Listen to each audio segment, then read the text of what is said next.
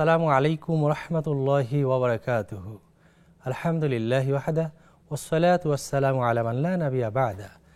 প্রিয় দর্শক, শুরু হলো আপনাদের প্রিয় অনুষ্ঠান নেক্সাস টেলিভিশনের ইসলামী প্রশ্নোত্তরমূলক লাইভ অনুষ্ঠান বেকম্যানস বিস্কিটস নিবেদিত ইসলামী জীবন বিধান। আপনাদের সঙ্গে আছি আমি সৈয়দ আল জাবের। আপনাদের জিজ্ঞাসিত প্রশ্নের উত্তর দেওয়ার জন্য আমাদের সঙ্গে আছেন বিশিষ্ট আলেমে দ্বীন শেখ মুস্তাফা জামান, খতিব, মসজিদ আত তাকওয়া, বনানী, ঢাকা। আসসালামু আলাইকুম রহমতুল্লাহ। ওয়ালাইকুম আসসালাম রাহমাতুল্লাহ বারাকাতুহু। ভালো আছেন? আলহামদুলিল্লাহ ভালো আছি। আপনি কেমন আছেন? আলহামদুলিল্লাহ। আপনাকে স্বাগত জানাচ্ছি আমাদের আজকে ইসলামী জীবন বিধান অনুষ্ঠানে। জাযাকুমুল্লাহু খাইরান। ওয়াইয়াকুম। প্রিয় দর্শক, আমাদের এই অনুষ্ঠানে প্রশ্ন করার জন্য স্ক্রিনে দেখানো নাম্বারটিতে কল করতে পারেন। এছাড়াও নেক্সাস টেলিভিশন ইসলামিক ফেসবুক পেজের কমেন্ট বক্সে প্রশ্ন করতে পারেন। শেখ, আমরা অনুষ্ঠান শুরু করছি। আমাদের আজকে নির্ধারিত যে আলোচনার বিষয় সেটি হলো যে অল্পে তুষ্টি, হৃদয়ে প্রশান্তির পথ। আমরা এই সম্পর্কে কোরআন ও হাদিসের তথ্য জানতে চাচ্ছি। শুকরান, জাযাকাল্লাহু খাইরান। বিসমিল্লাহ ওয়াসসালাতু ওয়াসসালামু আলা রাসূলিল্লাহ ওয়া আলা আলিহি ওয়া সাহবিহি ওয়া মান ওয়ালা।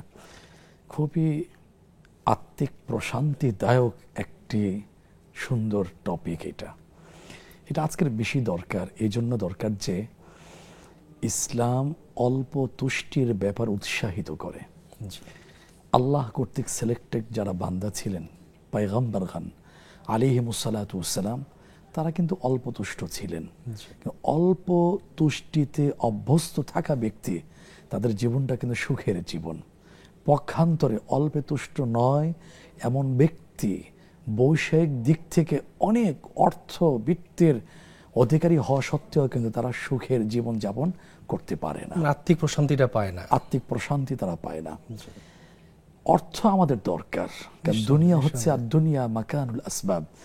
দুনিয়া হচ্ছে উপকরণ গ্রহণের জায়গা। অর্থ লাগবে, কিন্তু সেটা হতে হবে আখেরাতের আলোকে, আখেরাতের ধাঁচে সাঁচে হতে হবে। আখেরাতকে উপেক্ষা করে শুধু অস্থায়ী জীবনকে টার্গেট বানিয়ে হালাল হারাম বাদ বিচার না করে আমি যদি অর্থ কামাই করতেই থাকি, করে যেতেই থাকে, তাহলে সুখ আসবে না। তার একটি বাস্তব উদাহরণ হলো আমি, আপনি, আমরা। আমাদের সম্মানিত দর্শকবৃন্দ যারা শুনছেন, তাদের কাছেও ভরি ভরি উদাহরণ আছে। আমাদের সমাজে, আমাদের রাষ্ট্রে, আমাদের পরিচিত জন, মিডিয়ার সুবাদে অবগত অনেক ব্যক্তি আছে যারা অনেক অর্থবিত্তের মালিক, কিন্তু দেখা যায় আভ্যন্তরীণ তাদের সুখ নেই। দাম্পত্য জীবনে তাদের প্রেম ভালোবাসার বন্ধনটা ছিঁড়ে গেছে বা খুবই দুর্বল, ঠুনকো অবস্থায় আছে। পক্ষান্তরে গরিব দেখা যায় দিনে আনে দিনে খায়। আল্লাহ তাআলার বন্টিত অর্থের ব্যাপারে, তাকদীরের ব্যাপারে, তাকসিমের ব্যাপারে সে সন্তুষ্ট, আলহামদুলিল্লাহ, সে সুখী জীবন যাপন করছে। তাহলে অর্থ লাগবে, সেটা হতে হবে হালাল পথে, আখেরাতের আলোকে। অর্থ সবার সমান হবে না, এটা কোরআনের বক্তব্য। যিনি সেই মহান সত্তা নিজের পরিচয় দিয়েছেন, ইন্নাল্লাহা হুয়ার রাজ্জাকু যুল কুওয়াতিল মাতিন, সূরা যারিয়াত ২৭তম পারা, হাফিজে কোরআন শরীফ ২য় পৃষ্ঠায় আসছে। তিনি বলছেন, পৃথিবী মানুষ শোনো, যেহেতু কোরআন সর্বশেষ আসমানি কিতাব, কিয়ামত পর্যন্ত আগত সমস্ত বিশ্বাসী বান্দা বান্দিকে সম্বোধন করে বলছেন। কোথায়? সূরা যুখরুফ ২৫তম পারা, হাফিজে কোরআন শরীফের ১০ম পৃষ্ঠায় আসছে। কোরআনের বক্তব্য আল্লাহ তাআলার দ্ব্যর্থহীন ভাষায় ঘোষিত হচ্ছে, নাহনু কাসামনা বাইনাহুম মাঈশাতাহুম ফিল হায়াতিদ দুনিয়া। দুনিয়ার জীবনে অর্থ সবাই থাকবে না, এটা একটা পরীক্ষা। এখন যার অর্থ বেশি আছে তার দিকে তাকাবো কি আমি? না, সেটাও কিন্তু একটা চমৎকার রুহানি একটা চিকিৎসা। রুহানি চিকিৎসক বিশ্বনবী জনাবে মুহাম্মদুর রাসূলুল্লাহ সাল্লাল্লাহু আলাইহি ওয়াসাল্লাম বলে দিয়েছেন, তুমি দুনিয়ার পথে চলছো, হাঁটছো, দুনিয়ার জীবনযাপন করছো, সাবধান। লা তানজুর ইলা মান ফাওকাহু বাল ইনজুরু ইলা মান দুনাহু। তুমি যে চলছো, তোমার দৃষ্টি থাকবে দুনিয়ার ক্ষেত্রে নিচে, আখিরাতের ক্ষেত্রে থাকবে তোমার দৃষ্টি উঁচুতে। দেখুন, কথাটা কিন্তু সামান্য, কিন্তু আত্মিক প্রশান্তি আনার ক্ষেত্রে অসাধারণ চমৎকার একটি ঔষধ বা মেডিসিন বলা যায়। কারণ তার কথা তো নিজের কথা না। ওমা ইয়ানতিকু আনিল হাওয়া, এর আগে আল্লাহ বলছেন, মা দাল্লা সাহিবুকুম ওমা গাওয়া ওমা ইয়ানতিকু আনিল হাওয়া ইন হুয়া ইল্লা ওয়াহয়ুন ইউহা। সূরা নাজমের শুরু ২৭তম পারা ৫ম পৃষ্ঠায় আসছে। সব তো ওহী। তিনি বলছেন যে তুমি নিজের দিকে তাকাবে, তাহলে তোমার ভিতরে অল্পে তুষ্টি আসবে। দেখুন, অল্পে তুষ্টি মহৎ গুণটি অর্জন করার ক্ষেত্রে, নিজের ভিতরে আসার ক্ষেত্রে চমৎকার একটি দিক নির্দেশনা। সেটা হলো কি, দুনিয়া চলতে গেলে দেখা যাচ্ছে তুমি চলার পথে দেখছো তার একটা হাত নেই, তোমার হাত আছে, আলহামদুলিল্লাহ, অল্পে সন্তুষ্ট থাকা। তুমি চলতে গিয়ে দেখছো যে তার একটা চোখ নেই, তোমার চোখ আছে, দৃষ্টিশক্তি আছে। অথবা তুমি হাঁটতে গিয়ে দেখছো তোমার 2 পা সচল আছে, হাঁটতে পারছো, সক্ষম। এখন দেখা যায় তার একটা পা নেই, তাহলে এই দিক থেকে তোমার অল্প তুষ্টি গুণটা চলে আসবে। অথবা বৈষয়িক যে মানে চোখ ধাঁধানো নৈসর্গিক সে দৃষ্টনন্দন বালাখানা, প্রাসাদ, অট্টালিকা, ফ্ল্যাটে তুমি দেখছো, কিন্তু তুমি দেখো তুমি গরিব। এমন হবে যে সেই ভিতরে প্রাণ নাই, রূহ নাই, প্রেম ভালোবাসা নাই। যে কথা আল্লাহ সুবহানাহু ওয়া তাআলা বলছেন সূরা রুম 21তম পারা 5ম পৃষ্ঠা, ওয়াজআলা বাইনাকুম মাওয়াদ্দাতান ওয়া রাহমা, যে চমৎকার বর্ণনা উপস্থাপনা কোরআনের। সেটা হলো দেখা যাচ্ছে স্বামী স্ত্রীর মধ্যে প্রেম ভালোবাসা আল্লাহ প্রদত্ত, কিন্তু বৈষয়িক সব কিছুই আছে। ওই ব্র্যান্ডের গাড়ি, তাদের ভিতরের যে জীবন উপকরণ যেগুলো আছে সেগুলো খুবই দামি, এমনকি বাহিরের থেকে নিয়ে আসা, কিন্তু ভিতরে সেই প্রেম ভালোবাসাটুকু নাই। এই জন্য অল্পে সন্তুষ্ট থেকে, তুষ্ট থেকে যদি জীবনযাপন করা যায় হালাল পথে, তার চেয়ে সুখী আর কেউ নেই। সেটা আমরা বাকি কথা শুনবো, একটা কল নিন ইনশাআল্লাহ। আসসালামু আলাইকুম দর্শক, কে আছেন আমাদের সঙ্গে, প্রশ্ন করতে পারেন। প্রশ্ন করতে পারি? জি জি প্লিজ প্রশ্ন করুন। ওয়ালাইকুম আসসালাম। আমার প্রশ্ন ছিল, জি বলুন, কি প্রশ্ন আছে আপনার? আমরা 6 ভাই বোন, তার মধ্যে আমি সবার চাইতে গরিব। তো এখন সবাই আমাকে অ্যাভয়েড করে। তার মধ্যে আমি চেষ্টা করি তাদের সাথে সম্পর্ক রাখা। তো সম্পর্ক রাখার চেষ্টা কি খালি আমারই দায়িত্ব, না তাদেরও দায়িত্ব আছে? জি ঠিক আছে বোন, আপনি এটা আমার একটা প্রশ্ন। জি জি আপনি আমাদের সঙ্গে থাকুন, আমরা শাইখের কাছ থেকে উত্তর জেনে নেব ইনশাআল্লাহ। শাইখ, আমরা কথা বলছিলাম অল্পে তুষ্টি নিয়ে। হ্যাঁ, অল্পে তুষ্টি। আসলে এই বিষয়টা বলাটা কিন্তু সহজ। আজকের যেটা টপিক, অল্পে তুষ্ট থাকা, এটা হৃদয়ের আত্মার প্রশান্তি। মানুষ কিন্তু লোভ তো প্রচুর কাজ করে আসলে, অর্থের লোভ, সৌন্দর্যের লোভ, মিথ্যের লোভ, নানা লোভ কাজ করে মানুষের মধ্যে। ভোগবাদী যে একটা সর্বগ্রাসী প্রবণতা কাজ করছে, এ সম্পর্কে আমরা একটু জানবো। সুন্দর কথা। প্রথম কথা কি, আমার ভিতরে যদি এই মনোভাবটা আমি নিয়ে আসতে পারি যে আল্লাহ তাআলার বক্তব্য কোরআনে আসছে সূরা কাহফে, ওয়াল আখিরাতু খায়রু ওয়া আবকা। দুনিয়াটা কিন্তু অস্থায়ী। আমি যে বয়সে উপনীত হয়েছে, দেখুন না, বুঝ হওয়ার পর থেকে এই বয়সে মাঝখানের সময়টুকু কি মনে হয়, এটা স্বপ্নের মতো মনে হয় না?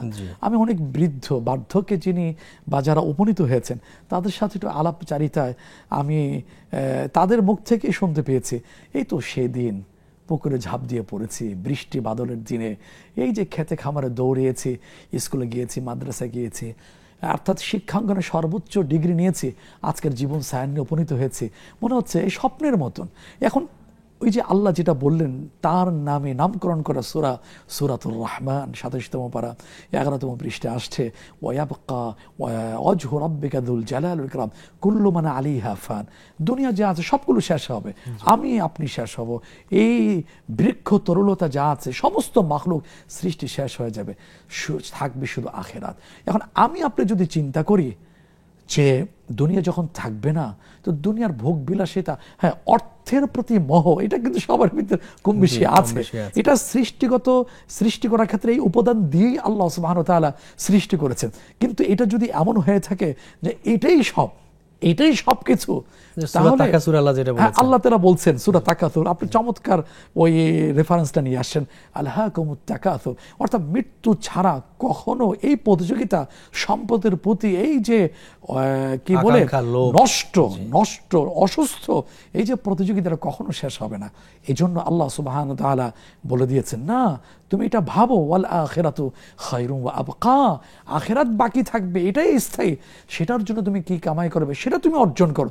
আপনি দেখুন না, কথা প্রসঙ্গে কথা আসে যে উম্মাহাতুল মুমিনিন রাদিয়াল্লাহু তাআলা আনহুন্না, আমাদের শ্রদ্ধেয় মা, মুমিনদের মা, ওনাদের কিন্তু একসময় আবদার ছিল তারা একত্রিত হয়ে বিশ্বনবী জনাবে মুহাম্মদ রাসূলুল্লাহ সাল্লাল্লাহু আলাইহি ওয়াসাল্লাম, এমন স্বামী কি তারা পাবেন, শ্রেষ্ঠ মানুষ সাইয়্যিদুল ইমামুল মুরসালিন, সাইয়্যিদুল আম্বিয়া, নবী সভাপতি বিশ্বনবী জনাবে মুহাম্মদুর রাসূলুল্লাহ সাল্লাল্লাহু আলাইহি ওয়াসাল্লামের কাছে গিয়ে তার একটু জীবন মানটাকে একটু উত্তরণের জন্য, উন্নত করার জন্য যে প্রস্তাব দিলেন, এটা রাসূল সাল্লাল্লাহু আলাইহি ওয়াসাল্লাম পছন্দ করলেন না। কেন করলেন না? কারণ সমস্ত নবী রাসূলগণ তো অল্পে তুষ্ট ছিলেন, দুনিয়ার প্রতি আগ্রহ ছিল না। আপনি আমি যদি এই কথা বলি বা হাদিসের পাতায় যদি পড়ি, চোখের পানি চলে আসে। যাকে মানে এত সম্মান দেওয়া হয়েছে, সৃষ্টির সেরা, আখিরাতে শাফাআতের সুপ্রিম পাওয়ার দেওয়া হবে, যাকে দিয়ে জান্নাত উদ্বোধন করা হবে, সেই রাসূল আসলাম আপনার কখনো ক্ষুধা বেরিয়ে যেতেন, বেরিয়ে গিয়েছেন, দেখা হয়েছে রাত্রেবেলায় আবু বকর সিদ্দিক রাদিয়াল্লাহু তাআলা আনহুর সাথে, আবার ক্ষুধার তাড়নায় বেরিয়ে গেছেন হযরতে ওমর রাদিয়াল্লাহু তাআলার সাথে। উনি কি চাইলে কি খাবার পেতেন না? উনি যদি একবার তো বলেছেন আরাদা রাব্বি আলাইয়া বাতহা মক্কা যাহাবান যাও কামা قال আলাইহিস সালাতু ওয়াসসালাম, আল্লাহ রাব্বুল আলামিন আমাকে তো একবার প্রস্তাব দিলেন, তুমি যদি চাও যে আরবের যেই যে মক্কার উপত্যকাগুলো স্বর্ণে পরিণত করে দেব, আমি বলেছি লা ইয়া রাব্বি, আমি এটা চাই না। সেই রাসূল ইসলাম ক্ষুধাকে পছন্দ করেছেন, সাদা সিধা জীবন তিনি বেছে নিয়েছেন। এখন তার স্ত্রীগণ এটা বলেছেন, কি হয়েছে কি উত্তর সেটা বলছি পরে, বাকি কথা শুনবো। একটা কল নিন ইনশাআল্লাহ। আসসালামু আলাইকুম দর্শক, কে আছেন আমাদের সঙ্গে? প্রশ্ন করতে পারেন। আসসালামু আলাইকুম। ওয়ালাইকুম আসসালাম। কি প্রশ্ন আছে বোন, আপনি করতে পারেন। আমার প্রশ্নটা হলো দুইটা প্রশ্ন। জি। যে আমি সারাদিন ইস্তিগফার মানে আস্তাগফিরুল্লাহ পড়ি আর দুরূদ পড়ি, জি, কিন্তু এটা কি আযানের 10 মিনিট বা আধা ঘন্টা আগেও কি পড়তে পারবো কিনা? আর দ্বিতীয় প্রশ্ন হইল যে আসর নামাজে পড়ে সন্ধ্যার পরে যে ছোট ছোট দোয়াগুলান পড়ি, এটা কি আসর নামাজ পড়তে পারবো কিনা? আসর নামাজের পরে, আসর নামাজের পরে, হ্যাঁ, যে সন্ধ্যার পরে মাগরিবের নামাজের পরে যে ইয়াগুলান পড়ি, ছোট ছোট দোয়া পড়ি, যে সাইয়েদনা ইস্তিগফার আচ্ছা, সন্ধ্যার পরে দোয়াগুলো আসরের পরে পড়তে পারবেন কি নাই তো? হ্যাঁ হ্যাঁ হ্যাঁ, এটা। আর ওই যে দুরূদ গুলান আসরের নামাজের বা যে কোনো আজানের আগে কতক্ষণ আগে এগুলো পড়া যায়, বা আজান দেয় 10 মিনিট আগে বা 5 মিনিট আগে। জীবন বুঝতে পেরেছি, আমরা প্রশ্ন বুঝতে পেরেছি। আপনি আমাদের সঙ্গে থাকুন, আমরা শাকের কাছ থেকে উত্তর জেনে নেব ইনশাআল্লাহ। শাক, আপনি অল্প দৃষ্টি নিয়ে কথা বলছিলেন, আমরা একটা ঘটনা বলছিলেন। জি, ফিনিশিং রেডি। আসলে অর্থের প্রতি মোহ সবাইরই আছে। এখন নবী রাসূলগণ আলাইহিমুস সালাতু ওয়াস সালাম তারা তো দুনিয়া বিমুখ ছিলেন, জীবনে অল্পতুষ্ট ছিলেন। এখন তার স্ত্রীগণ উম্মাহাতুল মুমিনিন রাদিয়াল্লাহু তাআলা আনহুন্না তারা একবার এসে জীবন উন্নত করার জন্য একটা প্রস্তাব দিলেন। আল্লাহ রাসূল পছন্দ করলেন না, আয়াত নাজিল হয়ে গেল। আল্লাহ সেই আয়াতটা আসছে সূরা আহজাব 22তম পারা 20তম পৃষ্ঠা শেষের দিকে আসছে যে, হে নবী, আপনি আপনার স্ত্রীদেরকে বলে দিন, ইন কুনতুন্না তুরিদনাল হায়াতাদ দুনিয়া ওয়া যিনাতাহা ফাতাআলাইনা উমাত্তি'কুন্না ওয়া সাররিহকুন্না সারাহান জামিলা। ঠিক আছে, যদি চাও তোমরা কি কি চাচ্ছ আমি সেটা দিয়ে এরপর তোমাদেরকে তালাক দিয়ে দিই। তালাক চাও? হ্যাঁ আয়েশা, তুমি কি তালাক চাও? না, আমি চাই না, আমি চাই না। এটা ঘটনা আমাদের জন্য একটা লেসন আছে, মেসেজ আছে এটা। অর্থাৎ আমার দরকার আছে, কিন্তু কতটুকু দরকার সেটা হাদিসে আসছে। আপনি দেখুন না যে আজকের দুনিয়াতে আমরা কি দেখতে পাই মিডিয়ার সুবাদে, যে রাষ্ট্রের বড় বড় বিশিষ্ট ধনী ব্যক্তিগণ অথবা বিশিষ্ট চাকরিজীবীগণ, উদ্যোক্তাগণ বিভিন্ন সেক্টরে তাদের যারা অগ্রগতি লাভ করেছেন তাদেরকে আমরা সফল বলে থাকি। আসলে কি তারা সফল? হাদিসের মানদণ্ডে কি তাদেরকে সফল বলা হয়েছে? তাহলে প্রকৃত সফল কে সেটা আমরা শুনতে পারি বিশ্বনবী জনাবে মুহাম্মদ রাসূলুল্লাহ সাল্লাল্লাহু আলাইহি ওয়াসাল্লামের সে পবিত্র জাবানে। উনি বলেছেন যে কাদ আফলাহা মান আসলাম, সে ব্যক্তি সফল যে ইসলাম গ্রহণ করেছে, আল্লাহর কাছে নিজেকে সঁপে সারেন্ডার করেছে। ওয়া রুজিকা কাফাফান, যাকে যথেষ্ট পরিমাণ রিজিক দেওয়া হয়েছে। তারপরে ওয়াকাদনাহু আল্লাহু বিমা আতাহু, আল্লাহ তাকে যেটা দিয়েছেন এর উপর তিনি সন্তুষ্ট আছেন, আলহামদুলিল্লাহ। এই সন্তুষ্টি তো কখনো আসবে না, যেন হাদিসে আসছে কাউকে যদি একটা উপত্যকা স্বর্ণ দেওয়া হয় আরেকটা উপত্যকা চাবে, আরেকটা উপত্যকা চাবে, একটা বাড়ি হলে আরেকটা বাড়ি, একটা গাড়ি হলে আরেকটা গাড়ি, 1 লাখ টাকা হলে আরো 1 লাখ টাকা চাইবে। এই কথাটা বলছেন যে মাটি দিয়ে পেট ভরা ছাড়া কখনো পূর্ণ হবে না।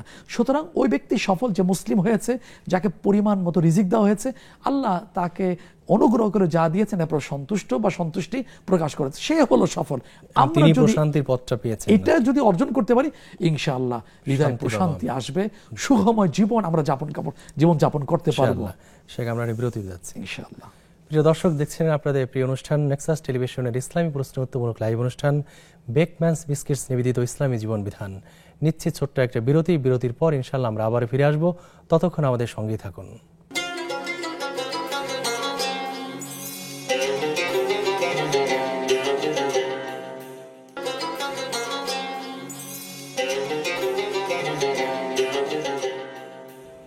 আসসালামু আলাইকুম প্রিয় দর্শক, বিরতির পর আমরা আবার ফিরে এসেছি আপনাদের প্রিয় অনুষ্ঠান বেকম্যানস বিস্কিটস নিবেদিত ইসলামী জীবন বিধানে। সেখানে আমরা বিরতির পর ফিরে এসেছি। আমাদের দুই বোন 3টি প্রশ্ন করেছে, আমরা প্রশ্ন উত্তরের দিকে যাচ্ছি। এক বোন জানতে চেয়েছেন যে তারা 6 ভাই বোন, তিনি একটু দরিদ্র গরিব, এজন্য ধনী যে ভাই বোনেরা আছে তার সঙ্গে তার সাথে সম্পর্কটা এড়িয়ে যাচ্ছে, খুব একটা যোগাযোগ রাখছে না, বাট তিনি তার জায়গাতে যোগাযোগ রাখার চেষ্টা করছেন। এখন এই যে আত্মীয়তার সম্পর্ক রক্ষা করা, সম্পর্ক টিকিয়ে রাখা, এটা শুধু ওনার কি দায়িত্ব নাকি ওনার ভাই বন্ধুর দায়িত্ব আছে? শরিয়া কি বলে? গুরুত্বপূর্ণ প্রশ্ন সম্মানিতা বোন। সবারই দায়িত্ব। আপনি আপনার দায়িত্ব সম্পর্কে জিজ্ঞাসিত হবেন। আলা কুল্লুকুম রাইন ওয়া কুল্লুকুম মাসউলুন আন রাইয়াতিহি।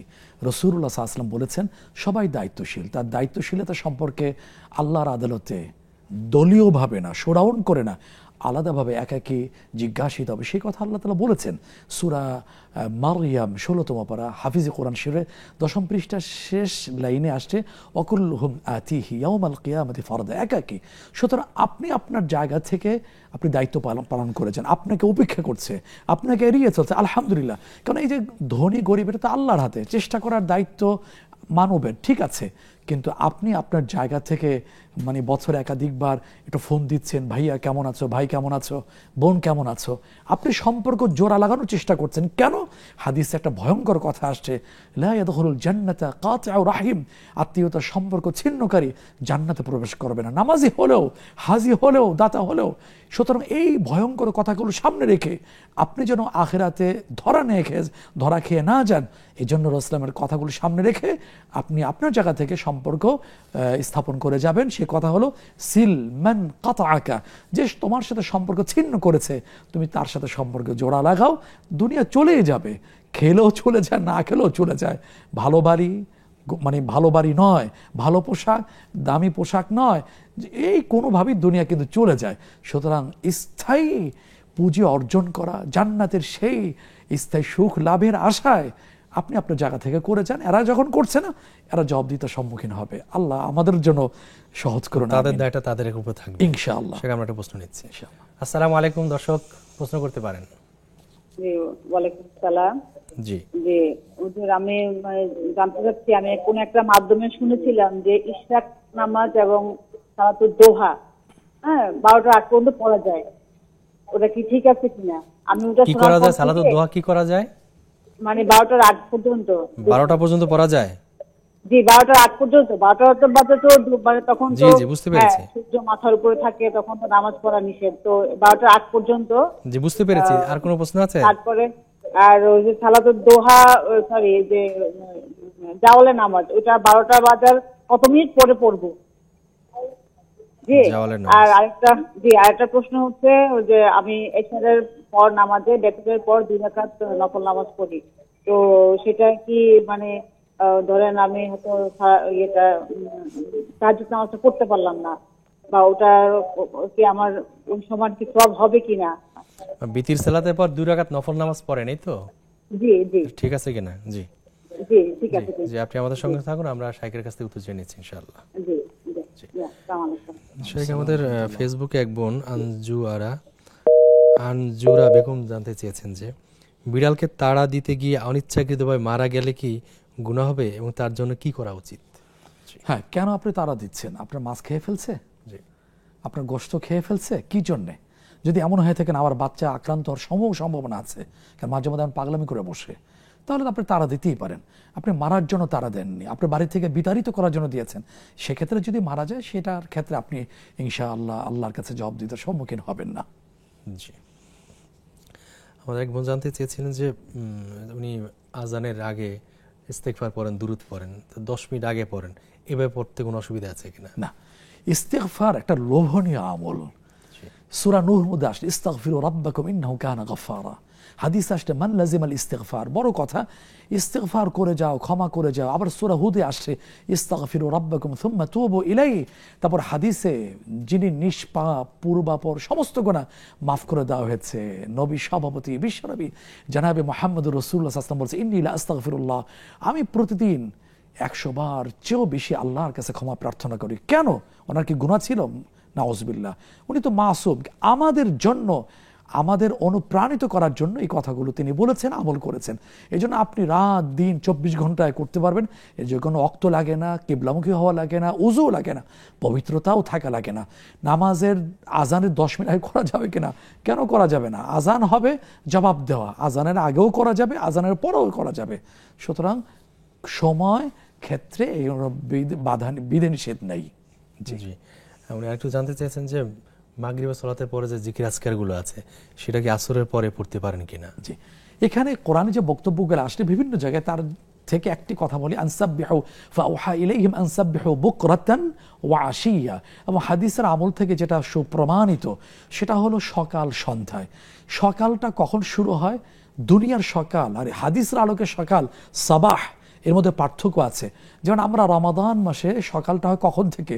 সূর্য ওঠার পর থেকে। এটা দুনিয়ার মানুষের কাছে, কিন্তু ইসলামের কাছে সকালটা শুরু হয়ে থাকে সুবে সাদেক। সুবে সাদেক থেকে কিন্তু সকাল শুরু হয়ে যায়। ওই সুবে সাদেক উদিত হওয়ার পরে ফজর পড়া হোক বা না হোক, ফরজ নামাজের আগে অথবা পরে সকালে তাসবিহ পড়া যায়। অনুরূপভাবে দিন শেষে এটা পড়া হয় কখন? সূর্য অস্ত যাওয়ার পরে, গধূলি লগ্নে না, আসরের পরে নয়, সূর্য অস্ত যাওয়ার পরে ওই তাসবিহগুলো পড়তে হয়। কোরআন হাদিসের বক্তব্য অনুযায়ী শব্দগুলো তাকালে এটাই বুঝে আসে। এখন কেউ যদি সূর্য অস্ত যাওয়ার আগেই আগে পড়ে ফেলে, তাহলে ওই যে সন্ধ্যায় যে পড়ার ওই সময়টা এখানে ঠিক থাকছে না। আচ্ছা, সেটা আমরা একটা প্রশ্ন নিচ্ছি ইনশাআল্লাহ। আসসালামু আলাইকুম, দর্শক প্রশ্ন করতে পারেন। ওয়ালাইকুম আসসালাম ওয়া রাহমাতুল্লাহ। জি, কি প্রশ্ন আছে আপনার?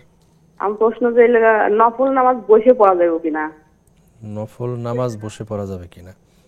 আর দরুদ শরীফ বললে শুয়ে বসে পড়া যাবে কিনা? দুরূদ শরীফ মানে দুরূদ শরীফ কি হয়েছে? শুইলে মানে ভালো লাগবে না, একটু শুইলাম বা বসলাম বা যে মাজা লাগে আসলে বা একটু কাইতেলে আমি দরুদ শরীফ কিভাবে পড়া যাবে?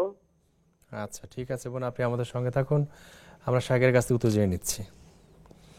বোন দুটি প্রশ্ন করেছেন যে নফল নামাজ বসে পড়া যাবে কিনা। হ্যাঁ, সব নামাজই পড়া যাবে ওজর যদি থাকে। তবে ফরজ নামাজ, ওয়াজিব নামাজে দাঁড়িয়ে নামাজ পড়ে যেটা কিয়াম, এটা একটা অন্যতম একটা ফরজ।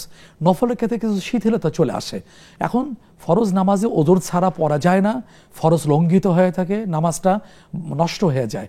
নফল নামাজে ওজর ছাড়াও পড়া যায়, তবে একটা কথা আছে, ওজর ছাড়া যদি বসে পড়ে সব কমে যাবে। মানে সিদ্ধান্ত নেন, আপনি কি বসে পড়বেন, সব কমাবেন? আখিরাতে তো মুদ্রাই হবে সব নেকি, সেক্ষেত্রে সিদ্ধান্ত আপনার। জি, দুরূদ শুয়ে পড়া যায় কিনা? হ্যাঁ, দুরূদ পড়া যাবে। কোরআন শরীফে আসছে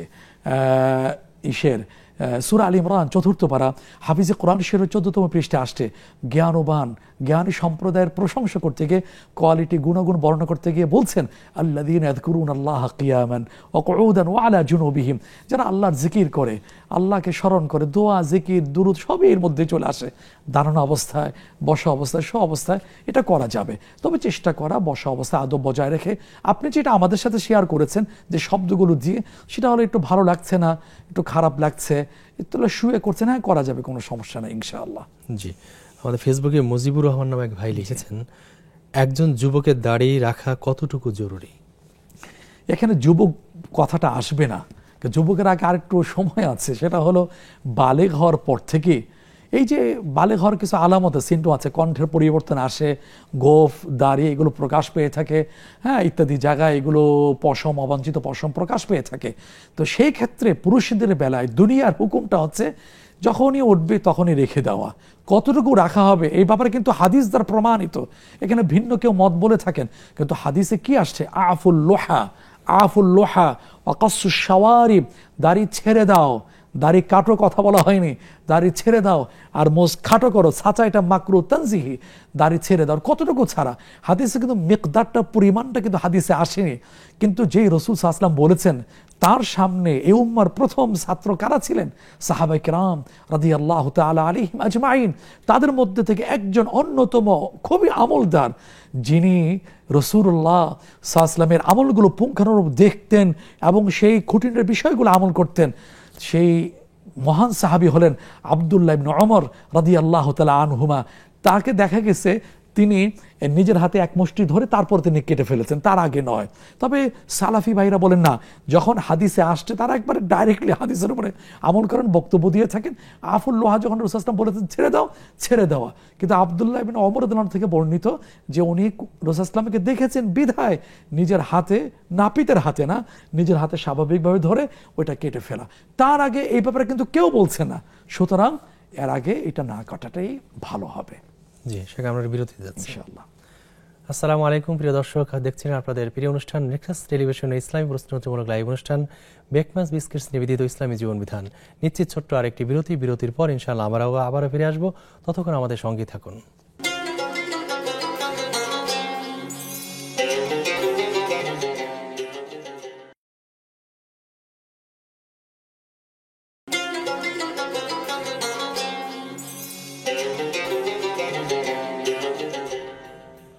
আসসালামু আলাইকুম প্রিয় দর্শক, বিরতির পর আমরা আবার ফিরে এসেছি আপনাদের প্রিয় অনুষ্ঠান বেকম্যানস বিস্কিটস নিবেদিত ইসলামী জীবন বিধানে। সেখানে আমরা বিরতির পর ফিরে এসেছি। আমাদের অনেকগুলো প্রশ্ন জমা হয়েছে। আমাদের এক বোন 3টি প্রশ্ন করেছেন। তিনি জানতে চেয়েছেন যে তিনি জেনেছেন যে বা শুনেছেন যে ইশরাক এবং সালাতুদ দোহা এরা দুপুর 12টা পর্যন্ত থাকে, এটি সঠিক কিনা? হ্যাঁ, আমি এই কথাটা একদিন বলেছিলাম। আসলে এই ব্যাপারে ভিন্ন মত আছে, মতবিরোধপূর্ণ একটা বিষয়। কিন্তু শাব্দিক অর্থগত থেকে ইশরাক মানে কি, সূর্য উদিত হওয়ার পরে যে আলোটার মধ্যে তেজ থাকে না, প্রখরতা থাকে না, সে 8টা সাড়ে 8টা এর মধ্যে ওই নামাজটা পড়ে ফেলা, যেটাকে আমরা বলতে পারি সালাতুল ইশরাক, ইশরাকের নামাজ। এই সাড়ে 8টা 9টার পর থেকে শুরু হয়েছে সালাতুদ দোহা, কিছু প্রখরতা তেজ চলে আসে। ওইটা তো সূর্য অর্থাৎ জোহরের ওয়াক্ত শুরুর আগ পর্যন্ত ওই নামাজটা চলতে থাকে। এর সাথে আরেকটা শব্দ ছিল সালাতুল জাওয়াল। জাওয়ালের কথা বলেছেন যে 12টার কতক্ষণ পরে সালাতুল জাওয়ালের সময় হয়? হ্যাঁ, 12টা আসলে 12টা এই বিষয়ে আসবে না, কারণ শীত গ্রীষ্মের হিসাবে টাইম পার্থক্য হয়ে যায়। যে দেখা যায় শীতকালে তো 12টার আগেই জোর রক্ত শুরু হয়ে যায়, আবার গ্রীষ্মকালে দেখা যায় 12টার পরে শুরু হয়ে যায়। অর্থাৎ এখানে দ্বিপ্রহর, সূর্য ঢলে যাওয়ার পরে। ইসলামের একটা বক্তব্য হলো সূর্য যখন ঠিক মাথার উপরে থাকে এবং মূল যে ছায়া, যেটাকে ফিকহ শাস্ত্রে বলে ছায়া আসলি, ওইটার পর থেকেই জোহর শুরু হয়ে যায়। এরপরে আপনার জাওয়াল, সূর্য ঢলে যাওয়ার যে নামাজ, ওইটা পড়া যায়। জি, সেটা আমরা প্রশ্ন নিচ্ছি ইনশাআল্লাহ। আসসালামু আলাইকুম দর্শক, কে আছেন প্রশ্ন করতে পারেন। ওয়ালাইকুম আসসালাম। ওয়ালাইকুম আসসালাম। জি, আমি আপনি টেলিভিশনের ভলিউমটি একটু কমিয়ে নেবেন, তা আমাদের শুনতে সহজ হবে। জি জি আমি কমেছি, সরি। আমার প্রশ্নটি হলো, আমি একটা জিকির করি অনেকগুলো জিকিরের মধ্যে, সেটা হলো লা ইলাহা ইল্লাল্লাহুল মালিকুল হাক্কুল মুবিন। কিন্তু হঠাৎ করে দেখলাম যে এটার সাথে আরো দুটো লাইন আপনার অ্যাড করা। তো আমি সম্মানিত শাইখের কাছে জানতে চাচ্ছি যে পরের দুটো লাইন কি এর সঙ্গে ঠিক আছে কিনা। আর লা ইলাহা ইল্লাল্লাহুল মালিকুল হাক্কুল মুবিন মুহাম্মাদুর রাসূলুল্লাহি সাদিকুল ওয়াদিল আমিন, এটা কি ঠিক আছে কিনা, এটা একটা প্রশ্ন। আরেকটি প্রশ্ন আমার আছে, সেটি হলো যে আমরা যে নামাজ পড়ি আপনার সূরা ফাতিহার সঙ্গে যে সূরা মিলাই, তখন আমার খুব ইচ্ছা করে বড় বড় সূরাগুলো পড়তে। তো আমি একটু ভয় পাই যে ভুল হয়ে যায় কিনা, যেমন সূরা রহমান, ওয়াকিয়া, মুলক, আরো সূরা ইয়াসিন। তো আমি মিনিমাম কতটুকু পড়তে পারবো, এইটাই। জি, আসসালামু আলাইকুম। জি, ওয়ালাইকুম আসসালাম। উনি দুটো প্রশ্ন করেছেন, প্রশ্ন বুঝতে পেরেছেন। জিকির বল লা ইলাহা ইল্লাল্লাহ মালিকুল হাক্কুল মুবিন, এটা আরো টেক্সটে ভিন্ন ভিন্নতা আছে, সঠিক কিনা? হ্যাঁ, প্রথমটা স্পষ্ট শুনতে পেয়েছি, পরেরটা স্পষ্ট শুনতে পাইনি বা বুঝতে পারিনি। লা ইলাহা ইল্লাল্লাহুল হাক্কুল মুবিন, হ্যাঁ সুন্দর, আল্লাহ ছাড়া নেই কোনো মাহবুদ, আল হাক্কুল মুবিন, কিন্তু সে স্পষ্ট সত্যবাদী, সত্তা আল্লাহ সুবহানাহু ওয়া তাআলা। তারপর রাসূল সাল্লাল্লাহু আলাইহি ওয়াসাল্লামের একটা কথা বলা হয়েছে, কিন্তু আমি ওই আরবি শব্দটা স্পষ্ট শুনতে পাইনি। আচ্ছা, মানে বিভিন্ন টেক্সট এটা আছে, এটা কি এইটুকুই আছে না আরো বড় দোয়াটা আরো আছে নাকি? থাকতে পারে, কিন্তু যখন স্পষ্ট শুনতে পাই না, যেন বলতে পারছি না। যে উনি বলছেন যে নামাজে বড় বড় সূরা মিলাতে চান সূরা ফাতিহার পরে। হ্যাঁ, সূরা মুলক, সূরা ওয়াকিয়া মিনিমাম কতটুকু মিলাতে পারেন? হ্যাঁ, এমনি তো নামাজের ফরজের মধ্যে একটা ফরজ হলো কেরাত পড়া। এই কেরাতের মিনিমাম তো হচ্ছে ছোট্ট 3টা সূরা পরিমাণ, যেমন ইন্না আতিনাকাল কাউসার হতে পারে, তারপরে সূরা মুদ্দাথির আসছে, ওই ছোট্ট আয়াত তিনটা হয়ে গেলেই নামাজের যে ফরজ কিরাত পরে এটা আদায় হয়ে যাবে। কিন্তু এমনি আপনি একাকি পড়বেন, সম্মানিতা মা বা সম্মানিত বোন, আপনি লম্বা কিরাতে পড়বেন, এটা তো আল্লাহ পছন্দ করেন। ইমামদের ক্ষেত্রে, জামাতের ক্ষেত্রে না কিছু শর্ত থাকে, দুর্বল মুসল্লির দিকে তাকাতে হয়। 5 ওয়াক্ত নামাজের মধ্যে রাসূলুল্লাহ সাল্লাল্লাহু আলাইহি ওয়াসাল্লাম ফজরের নামাজের কিরাতটা একটু লম্বা করতেন, লম্বা করা পছন্দ করতেন। তারপরে বৃহস্পতিবার ফজরে, জুমার দিন ফজরে সেই 2টা সূরা পড়তেন বড় বড়। প্রথম রাকাতে পড়তেন সূরা হামিম আর সাজদা, 3 পৃষ্ঠা জুড়ে একটা সূরা প্রথম রাকাতে পড়তেন। তারপর দ্বিতীয় রাকাতে পড়তেন সূরা দাহার বা সূরা ইনসান, যেটা তিনি 29তম পারে আসছে। আপনি ব্যক্তিগত পড়বেন। আপনি যেটা আশঙ্কা করছেন যে লম্বা কিরাত পড়তে গিয়ে, লম্বা সূরা পড়তে ভুল হয়ে যায় কিনা, ভুল তো হতেই পারে। আপনি তো মানুষ, ভুলের ঊর্ধ্বে নই। হয়তো এমন হতে পারে আটকে যেতে পারি, আত্মবিস্মৃত হয়ে যেতে পারে, কোনো সমস্যা নেই। আপনি ভুলে গেছেন, ওই পরের অংশটা মনে আসছে না, তো এটা বাদ দিয়ে যে পরের অংশটা মনে আসছে আপনি পড়ে নিলেন। এভাবে দেখা যাবে কি জানেন, আপনার লম্বা সূরা, লম্বা কিরাতও পড়া হয়ে যাচ্ছে, সওয়াবও বেশি হচ্ছে। আর যে অংশটা ছুটে গেছে আবার দেখলেন, আবার পড়লেন, প্র্যাকটিস হলো, একসময় দেখা যায় ওই তেলাওয়াতের মধ্য দিয়ে আপনার এই সূরাগুলো একবারে ভালোভাবে মুখস্থ হয়ে যাবে ইনশাআল্লাহ। জি, আমরা একটা প্রশ্ন নিচ্ছি ইনশাআল্লাহ। আসসালামু আলাইকুম, দর্শক কে আছেন প্রশ্ন করতে পারেন। ওয়ালাইকুম আসসালাম। আসসালামু আলাইকুম। ওয়ালাইকুম আসসালাম। জীবন, কি প্রশ্ন আছে আপনার? প্রশ্ন আছে, প্রত্যেকটা ইসলামিক চ্যানেলে আমার একটাই কষ্ট লাগে, একই প্রশ্ন বারবার প্রত্যেকটা চ্যানেলে করে, আপনাকে যে মূল্যবান সময়টা নষ্ট করে, এটা তো ইসলাম কি বলে? আচ্ছা ঠিক আছে বোন, আপনি আমাদের একই প্রশ্ন প্রত্যেকটা চ্যানেলে ইসলামিক অনুষ্ঠান হলেই সে জায়গা জিজ্ঞেস করে। দ্বিতীয় প্রশ্ন হচ্ছে যে আমার এই জায়গায়, আমার যে বাড়ি, এই জায়গায় পুজো হতো, তো সেই পুজোটা আমি আসার পরে বন্ধ হয়েছে, ইসলাম কি বলে এইটুকু একটু জানাবেন। ঠিক আছে বোন, আপনি আমাদের সঙ্গে থাকুন, শাইখের কাছ থেকে আমরা পরামর্শ নেব ইনশাআল্লাহ। আমাদের একবার আরেকটা প্রশ্ন করেছেন যে বিতির সালাতের পর উনি 2 রাকাত নফল নামাজ পড়েন, এভাবে নামাজ ঠিক আছে কিনা? জি, বিতের নামাজের মূল ওয়াক্ত হলো একবারই শেষ সময়, এরপরে আর কোনো নামাজ নেই, কিয়ামুল লাইল, বিতের নামাজ। এখন আমরা পড়ি ঈশার নামাজের পরে আমাদের সুবিধার জন্য, এটা হলো আসল কথা। রাসূলুল্লাহ সাল্লাল্লাহু আলাইহি ওয়াসাল্লাম কি করতেন, বিতের নামাজ দিয়ে রাতের নামাজকে ফিনিশিং দিয়ে দিতেন। তারপরও সুযোগ আছে, কেউ যদি ঘুমের আগে ঈশার পরে বিতের নামাজ পড়ে ফেলেন, উনি যদি পরে উঠতে পারেন, পড়ার কি সুযোগ আছে কিনা? হ্যাঁ, পড়ার সুযোগ আছে, তবে চেষ্টা থাকবে যার অভ্যাস আছে বেতের দিয়ে রাতের নামাজকে ফিনিশিং দিয়ে দেওয়া। জি, সেরকম ফেসবুকে অনেকগুলো প্রশ্ন এসেছে। আমাদের এক রোকেয়া আক্তার নামে এক বোন লিখেছেন, আসসালামু আলাইকুম শাইখ। ওয়ালাইকুম আসসালাম।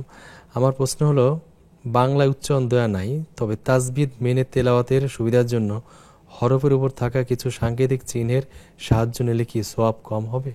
না, সব কম হবে না ইনশাআল্লাহ।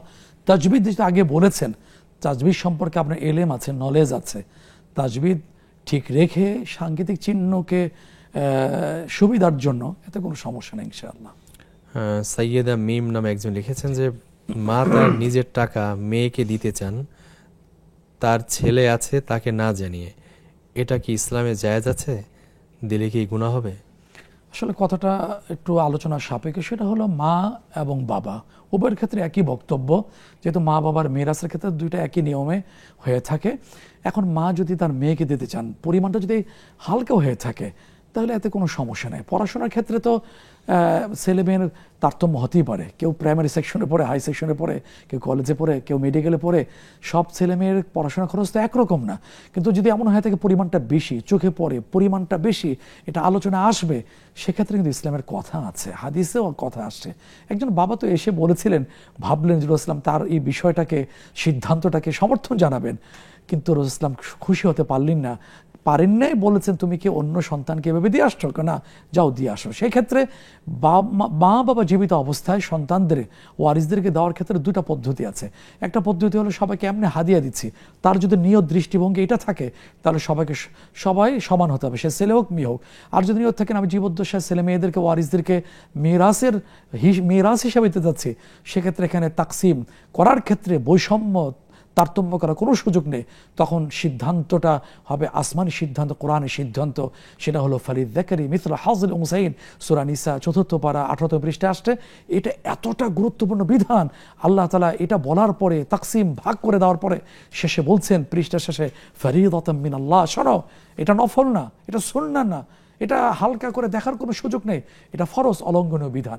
আপনি কিভাবে দিচ্ছেন, কোন হিসাবে দিচ্ছেন, এখন আপনি এটার ফয়সালা করুন। জি দর্শক, আমরা একটা প্রশ্ন নিচ্ছি। আসসালামু আলাইকুম দর্শক, কে আছেন আমাদের সঙ্গে, প্রশ্ন করতে পারেন। ওয়ালাইকুম আসসালাম। জীবন, কি প্রশ্ন আছে আপনার? ঠিক আছে, হ্যাঁ, আমি পাবনা শ্যামনগর থেকে স্মৃতি বলছি। জি জি, কি প্রশ্ন আছে আপনার? আমার একটাই প্রশ্ন, জি, আমি 2 ভাগ করে বলবো যাতে আমি প্রশ্নটা সহজেই বুঝতে পারি। জি। 1 নম্বর প্রশ্ন, আজানের জবাব দেওয়ার পর আমি আজানের দোয়া পড়ি, আমি দরুদ পড়ি না। এখান থেকে এক স্যার বলছিলেন যে দরুদ পড়া লাগবে না, শুধু আজানের দোয়া পড়লেই হবে। আমি যে আজানের জবাব দেওয়ার পর দরুদ পড়ি না, এতে কি আমার গুনাহ হবে? আর দরুদ পড়া কি অবশ্যই জরুরি? 2 নাম্বার, আমি যদি প্রতিদিন আজানের জবাব দেওয়ার পর দরুদ পড়ে আজানের দোয়া পড়ি, এতে কি আমার বেদায়েত হবে? প্রতিদিন 5 ওয়াক্ত আজানের জবাব দেওয়ার পর দরুদ পড়তে পারবো কি না? অনেক বলে যে প্রতিদিন আজানের জবাব দেওয়ার পর দরুদ পড়লে বেদায়েত হবে, মাঝে মাঝে দরুদ ছেড়ে দিতে হয়। আমি কি প্রতিদিন আজানের জবাব দেওয়ার পর দরুদ পড়তে পারবো না? কতটুকু সত্য জানাবেন। জি বোন, আমরা বুঝতে পেরেছি, আপনি আমাদের সঙ্গে থাকবেন, আমরা উত্তর জেনে নিচ্ছি শাহের কাছ থেকে ইনশাআল্লাহ। আসসালামু আলাইকুম দর্শক, কে আছে আমাদের সঙ্গে, প্রশ্ন করতে পারেন। শাহ, আমরা একটি বিরতিতে যাচ্ছি। জি ইনশাআল্লাহ। প্রিয় দর্শক, দেখছেন আপনাদের প্রিয় অনুষ্ঠান নেক্সাস টেলিভিশনের ইসলামী প্রশ্নোত্তরমূলক লাইভ অনুষ্ঠান বেকম্যান্স বিস্কিটস নিবেদিত ইসলামী জীবনবিধান। নিশ্চিত ছোট্ট আরেকটি বিরতির পর ইনশাআল্লাহ আমরা আবারও ফিরে আসবো। ততক্ষণ আমাদের সঙ্গে থাকুন।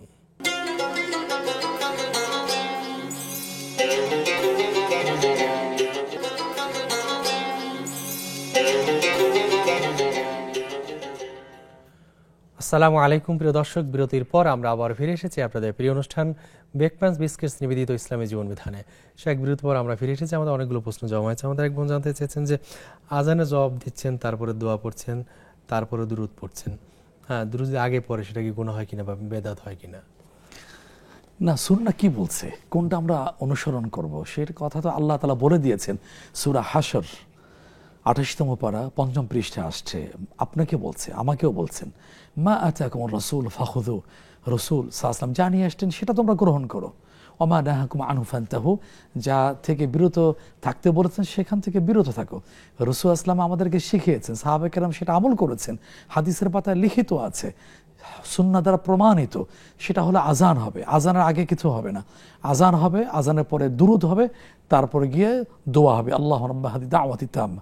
এটাই হলো সুন্নাহ। এখন কোথাও কোথাও কি করে, আজানের পরে দুরূদটা আগে নিয়ে আসে, এটাও ঠিক না, সুন্নাহ পরিপন্থী। আবার যদি আজানের পরে সরাসরি দোয়া পড়ে, দোয়ার পরে গিয়ে যদি দুরূদ পড়ে, তা তো এটাও ঠিক হচ্ছে না। আরেকটা হাদিস দ্বারা প্রমাণিত, কুল্লু দুআইন মাহজুবুন হাত্তা ইউসাল্লি আলাইয়া, রাসূলুল্লাহ সাল্লাল্লাহু আলাইহি ওয়াসাল্লাম বলেছেন প্রত্যেকটা দোয়া ঢাকা থেকে আবৃত থাকে যতক্ষণ আমার প্রতি দুরূদ পাঠ না করা হয়। এই জন্য আজান শেষে দুরূদ হবে, তারপরে দোয়া হবে। ফজিলত তো অনেক বেশি। কেউ যদি এটা করে যায় তাহলে তার জন্য জান্নাতের 8টা গেট খোলা থাকবে, তাকে আহ্বান করা হবে, আসুন আমার গেট দিয়ে আপনি প্রবেশ করে ধন্য হয়ে যান। সুতরাং এইভাবেই আমাদের আজানের জবাব দেওয়া সুন্নাহ। জি, আয়েশা ইসলাম নামে এক বোন ফেসবুকে জানতে চেয়েছেন যে আমার মেয়ের নাম ফাতিহা রেখেছি, এই নামটি কি রাখা ঠিক হয়েছে? এই নামটি কি রাখা যাবে? ফাতিহা। ও ফাতিহা, সূচনা। হ্যাঁ, হতে পারে সূচনা, ভূমিকা। তবে সূচনা কিসের সূচনা, কিসের ভূমিকা, এটা প্রশ্ন আসে না। ইসলামের বক্তব্য হলো আহসিনু আসমাআকুম, তোমরা তোমাদের নামগুলো সুন্দর রাখো, অর্থবোধক নাম যাতে হয়, এটা রাসূলুল্লাহ বলেছেন। সুতরাং ওইভাবেই হওয়া দরকার। জি, এটা একটা শিশুর অধিকার, গার্ডিয়ানের উপরে। এর নাম তো রাখতে অসুবিধা নেই, রাখা যায়, কিন্তু আরো সুন্দর ভালো হয় আর কি। ফারহানা ইসলাম নামে এক বোন ফেসবুকে জানতে চেয়েছেন যে জিন ও শয়তান কি একই? হ্যাঁ, জিন এবং শয়তান একই বলতে কি, সূরা কাহফে আসছে 15তম পারা, হাফিজে কোরআন শরীফ 18তম পৃষ্ঠা আসছে, কানা মিনাল জিন, ইবলিস জিন জাতির অন্তর্ভুক্ত। এখন সেই হিসাবে তো জিন শয়তান তো একই শ্রেণীর অন্তর্ভুক্ত। জি জি, মাহফুজা মুস্তফা নামে এক বোন জানতে চেয়েছেন, সূরা মুলক যেমন রাতে পড়তে হয় তেমনি সূরা ইয়াসিন, ওয়াকিয়া নবী সাল্লাল্লাহু আলাইহি সাল্লাম কখন পড়তে বলেছেন? হ্যাঁ, হাদিসে যেটা আসছে সূরা মুলক তো রাত্রেবেলা মাগরিব পর থেকে শোরাক পর্যন্ত, এটা অনেক ফজিলতপূর্ণ। কেউ যদি নিয়মিত পড়ে যায় ইনশাআল্লাহ, শিরক মুক্ত যদি ঈমান থাকে, তাহলে এই মুলক আল্লাহর কুদরতে পাঠক পাঠিকার সপক্ষে গৃহীত সুপারিশকার হবে। সুবহানাল্লাহ। আর সূরা ওয়াকিয়াটা সন্ধ্যার পরে, সন্ধ্যায়। সূরা ইয়াসিনটা দিনের শুরুতে, তাহলে আল্লাহর হেফাজত থাকবে। জি ইনশাআল্লাহ। আমাদের এক বোন জানতে চেয়েছিলেন যে মানে কিছু মানুষ আছে একই প্রশ্ন একাধিক চ্যানেলে করে, এভাবে তো সময় নষ্ট হয়, উত্তর পেয়েই যাচ্ছেন, তারপর কেন বারবার করছেন? এই বিষয়ে কোনো আপনার পরামর্শ আছে কিনা? বিনয়ের সাথে একটা কথা বলবো, আমাদের লাইভ আয়োজনগুলো সেকেন্ডারি হিসাব, আমাদের সময়টা খুবই লিমিটেড, প্রতিটা মুহূর্ত খুবই দামি আখেরাতকে সাজানোর জন্যে, সেজন্য অন্যকে সুযোগ করে দেওয়া, এটা তো ইসলামের বক্তব্য। দ্বীন ও নাসিহা, দ্বীন কি, ইসলাম কাকে বলে? অপরের কল্যাণ কামনা করা। আমি সুযোগ পেয়েছি, একই প্রশ্ন রিপিট করব, আরেকজন অপেক্ষা আছেন, চেষ্টা করে যাচ্ছেন, লাইন পাচ্ছে না, এতে কি হলো? কল্যাণ কামনা করা হচ্ছে না। আমার যদি উত্তর জানা থাকে, আমি যদি উত্তর পেয়ে থাকি বিজ্ঞ আলেমদের কাছ থেকে, আমি না ছোট্ট মানুষ, কত বড় বড় বিজ্ঞ আলেমরা এখানে এসে থাকেন, তাহলে আমার জানা থাকলে আরেকজনকে জানার সুযোগ দিয়ে দিই। আমার একটা করা হয়, উন্নত চান্স পাচ্ছে না, চান্স পাচ্ছে, লাইনে ওয়েটিং এ থাকছে, তাদের সুযোগ দেওয়া উচিত। হ্যাঁ, আমি এটাই অনুরোধ করছি, অন্যকে সুযোগ দেওয়া। জি শাইখ, নবজাতক বা শিশু বয়সে যদি কেউ মারা যায়, এর কি সুবিধা বাবা মা পেতে পারেন? অনেক বড় সুবিধা, অনেক বড় সুবিধা। নবজাতক যদি মারা যায়, হ্যাঁ, এমনি তো হাদিসে আসছে কুল্লু মাউলুদিন ইউলাদু আলাল ফিতরা, প্রতিটা নবজাতক সে তো ইসলামের উপরেই জন্মগ্রহণ করে, পরবর্তীতে পরিবেশে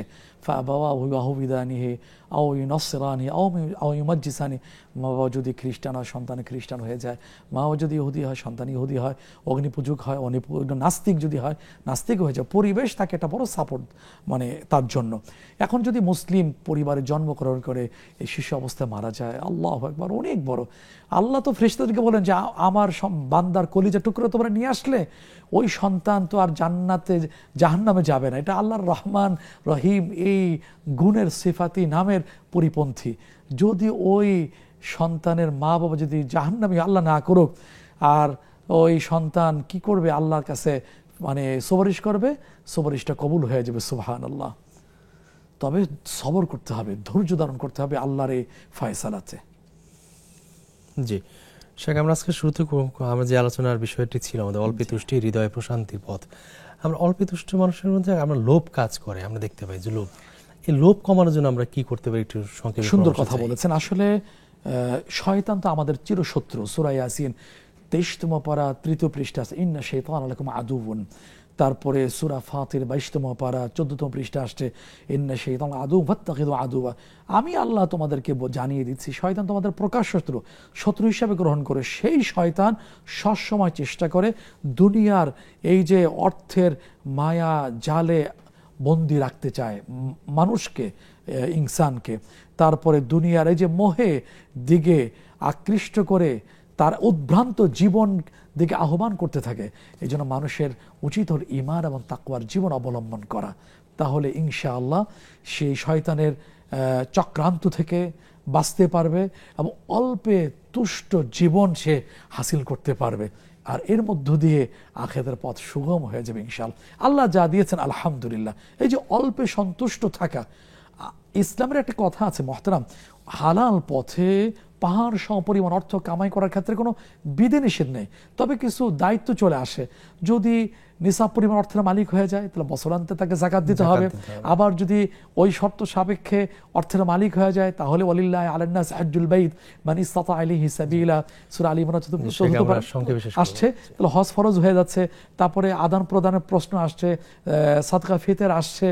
এখন ব্যাপার হচ্ছে যে হালাল পথে আল্লাহর তাকদীরে অর্থাৎ তাকসিমে সন্তুষ্ট থাকা, এটা বিশাল বড় একটা অর্থের আমরা দাস হব না, এটাই দাস হব না বড় কথা। হাদিসে একটা আসছে শেষ কথা, কেউ যদি অল্প তুষ্ট হতে পারে তা আল্লাহ পাক অল্প আমলি আল্লাহ পাক তার প্রতি সন্তুষ্ট হয়ে যাবেন ইনশাআল্লাহ। শেখ, আপনাকে অনেক অনেক কৃতজ্ঞতা জানাই আমাদেরকে সময় দেওয়ার জন্য। জাযাকাল্লাহু খাইরান। বারাকাল্লাহু ফিকুম। প্রিয় দর্শক, দেখছিলেন আপনাদের প্রিয় অনুষ্ঠান নেক্সাস টেলিভিশনের ইসলামী প্রশ্নোত্তরমূলক লাইভ অনুষ্ঠান বেকম্যানস বিস্কিটস নিবেদিত ইসলামী জীবন বিধান। আমরা আজকের পর্ব এখানে শেষ করছি। আগামী পর্ব দেখবার আমন্ত্রণ জানিয়ে আসসালামু আলাইকুম রহমতুল্লাহি ওয়া বারাকাতুহু।